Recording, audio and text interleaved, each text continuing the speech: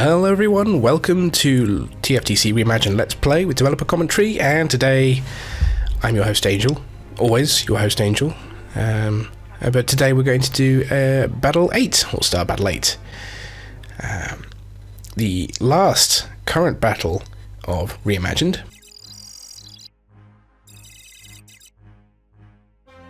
And what I'm going to play for you today is actually a significantly modified version of Battle 8 Mission 1 that is currently not available in 1.2. Pursuing his campaign against the Empire.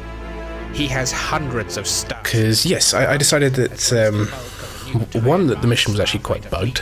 A lot of the enemy TIE Advance didn't show up, so it's actually really, really easy to do this mission in 1.2 at the moment. But also, I felt that it needed a bit more of a threat here.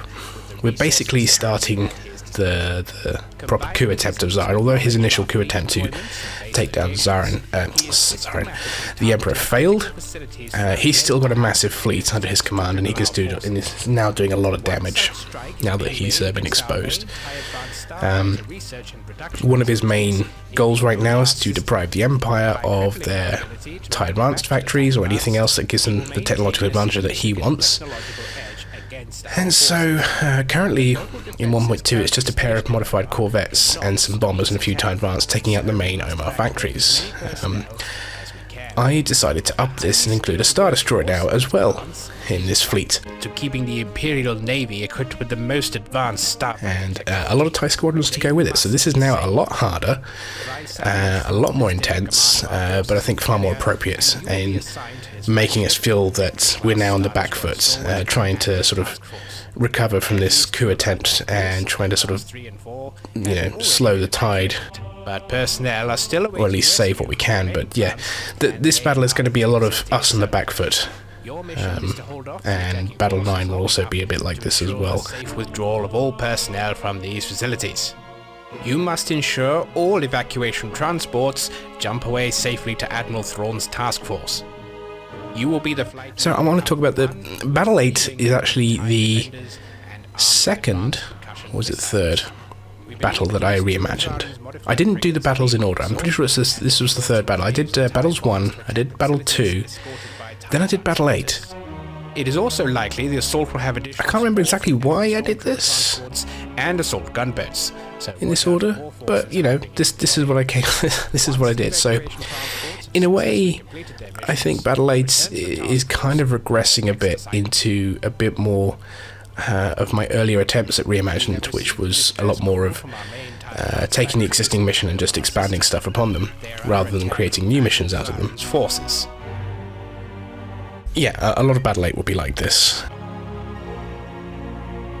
4 TIE defenders from Alpha Group will hyper in to assist local defenses whilst we evacuate our remaining personnel.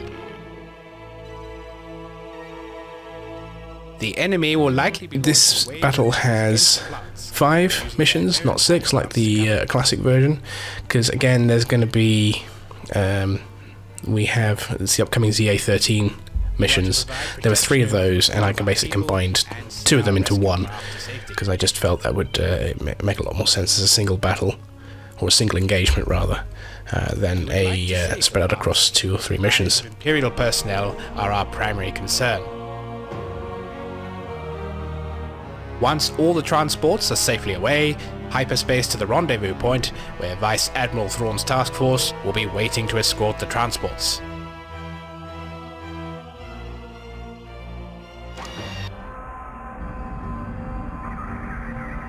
So as I mentioned in Battle 7 Mission 3, we're going to be assigned to Thrawn now, for the remainder of the Reimagined campaign for the most part anyway, and we're going to stick with the Stalwart. In Battle 8 Classic you're in the Celtor, or Skeletor, I don't quite remember how to pronounce it, and as I said many times at this point, I'm a great fan of continuity, story continuity, and things matching up together, so I've been very keen on just keeping the Stalwart as a recognisable ship that we're going along with as the game continues. We're starting off with a bit of a bigger fleet in Thrawn's command, but something he's not willing to commit. Because, as you can see, this is a lovely visual. We've got a Star Destroyer flanked by 2 modified frigates. This on its own would be enough to significantly damage or destroy Thrawn's fleet, although Thrawn could probably beat this fleet. He's got a limited number of ships at his disposal here. Thrawn has the Stalwart, 2 frigates, regular frigates that is, and 4 corvettes. His biggest assets here are the TIE Defenders, the operational TIE Defenders that we're now flying. We're going to be flying the TIE Defender consistently now for the next 2 battles, before we kind of switch up to combinations of the missile boat, TIE Advanced Defender, and probably a gunboat as well. But yeah, certainly for the remainder of these few missions, strictly we're going to be flying the TIE Defender, and I think that's fine. This is 3. Starship has been sighted. So I wanted to, if you remember Battle 6 Mission 4, I introduced the OMAR system earlier, so we're aware of what this system is and its function. And this time we've returned to it. We're trying to at least hold off the attacks so everyone can evacuate. The main point of failure in this updated version of the mission is really the central station itself, the Omar Prime. If that's destroyed too soon, then certain ships can't escape and you fail the mission. The other plants, you don't need to worry about them really. They'll do their own thing, so I wanted the player to be focused on just this one facility, even though there's like 6 of them here. Because as you can see right now, this is a really intense firefight. There's a lot of fighters, and also there's a lot of bombers, and they'll be using a mixture of torpedoes, you can see there, and heavy rockets as well. So you need to defend yourself, and you also need to break off to engage the bombers. Now you can take advantage of explosion and splash damage here. A single missile on the pack of bombers will certainly destroy half of the wave, 3 or 4 of them, and then you can just pick off the rest. The modified frigates are the ones launching the bombers. The Star Destroyer does launch a wave of bombers, but they only target the player, or at least the fighters only have concussion missiles, so it's the ones from the frigates that come off. And I also thought visually that the frigates, it would be cool, you know, the frigates would just peel off sideways and sort of encircle and destroy the facilities around Omar Prime, whilst the destroyer itself advances towards the main facility.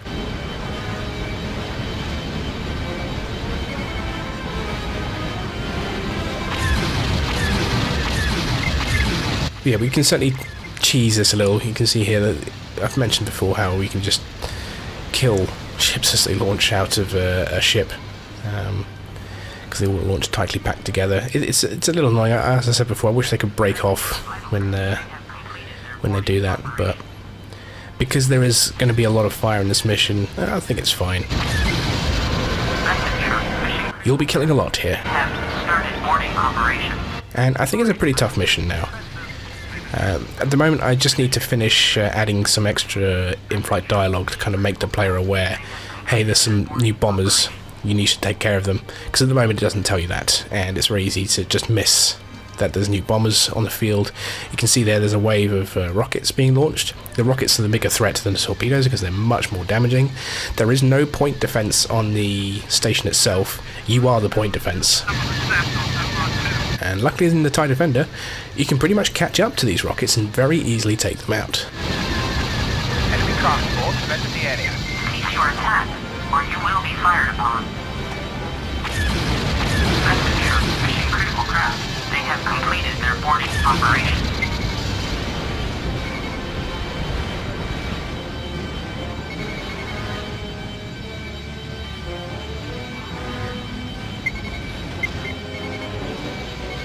A1, attacking craft dead ahead.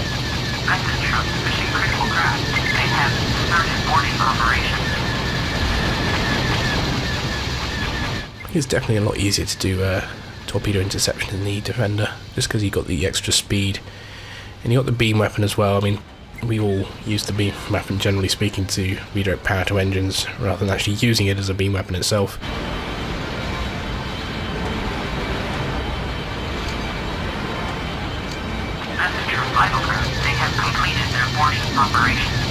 fact, I don't think I actually talked about the beam weapon in Battle 7.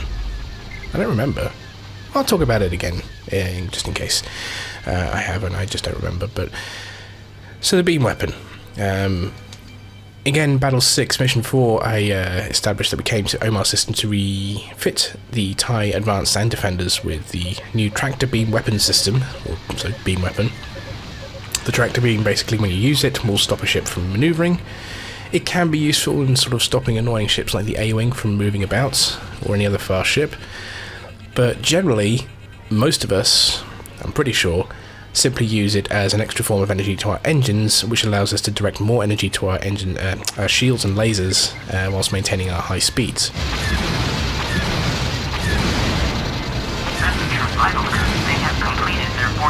If I had the opportunity to remake this mechanic, I would, because I think that's the beam weapons aren't all that useful, and they instead tend to be used for a mechanic that I think wasn't really intended. So if I were to actually remake the beam weapon systems, I would have it so that they are still a separate system, but they're not. They don't have the same kind of energy management that they do for lasers and shields.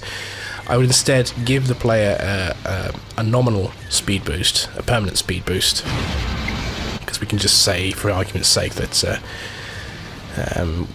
increased power generation needed for this. We've got some extra boost for our engines, but nothing major, just a small speed boost.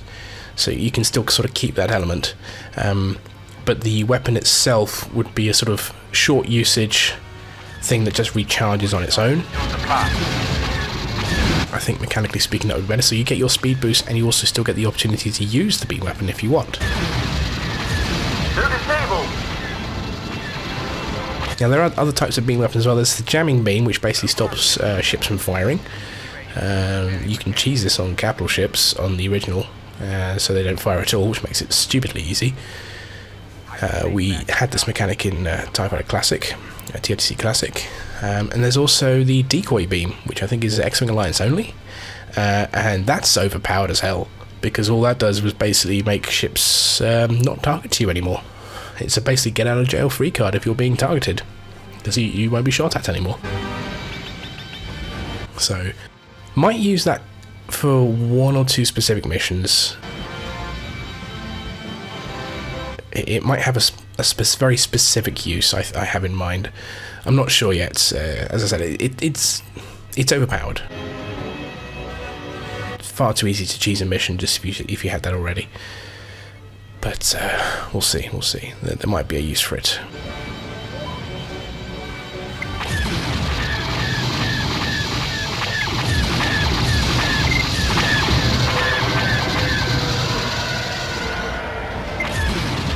So we're almost finished with the evacuations now.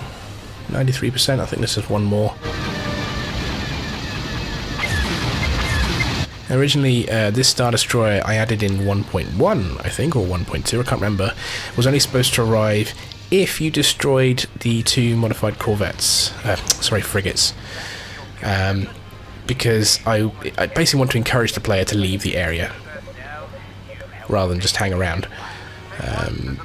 Instead now, what would happen is if you destroy all enemy fighters launched from the frigates and the destroyer, you'll get 2 squadrons of gunboats coming, which are very highly skilled and will mostly go for you. So again, this should encourage you to leave the area, as we are now doing. I think only on hard difficulty do all 24 ships show up, so in medium and easy it's 12 gunboats, but there are additional waves of them as well. There are bonus points for killing them, so you're more than welcome to try, but it's going to be very, very difficult. Anyway, back to Thrawn's fleet, and you can see here all the evacuation transports have sort of all massed together. That's just a nice little thing I could do here. We get a better look at Thrawn's fleet now.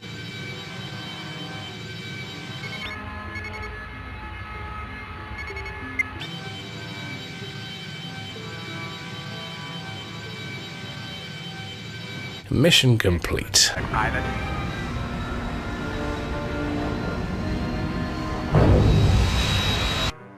We saved a great number of skilled technicians from certain death at the hands of Zaren's traitorous forces. The surprise coup attempt by Admiral Zaren, former head of research and development for starfighter technology, has left Imperial forces on the defensive. His inside knowledge of the Empire's key military-industrial facilities leave them extremely vulnerable to attack. Whilst Zaren's exact motivations and ultimate plans are unclear at this point, his forces are as great a threat as the rebels to the survival of the Empire. We can certainly expect more attacks from Zaren very soon. Most definitely. I'll go into a bit more later in other missions when why I wanted to make Zaren a bigger threat in Reimagined. But I'll leave that for the future missions.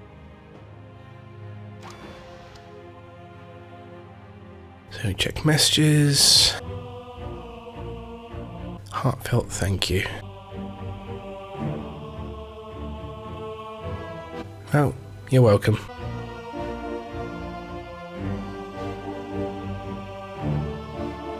Always good to feel appreciated. See, we're not so evil, guys. And I'm a captain. If you're wondering why it kind of looks like we're going backwards in terms of what's on here, I've been told basically this is legitimately how the ranks appear, as far as we know in canon. So, I'm not a big fan of it, but that's apparently how it's supposed to be. Anyway, that was Battle 8 Mission 1. Join me next time for Battle 8 Mission 2, as we continue to try and stop Zaren from taking all our TIE Advanced plants away. So, until next time, good hunting.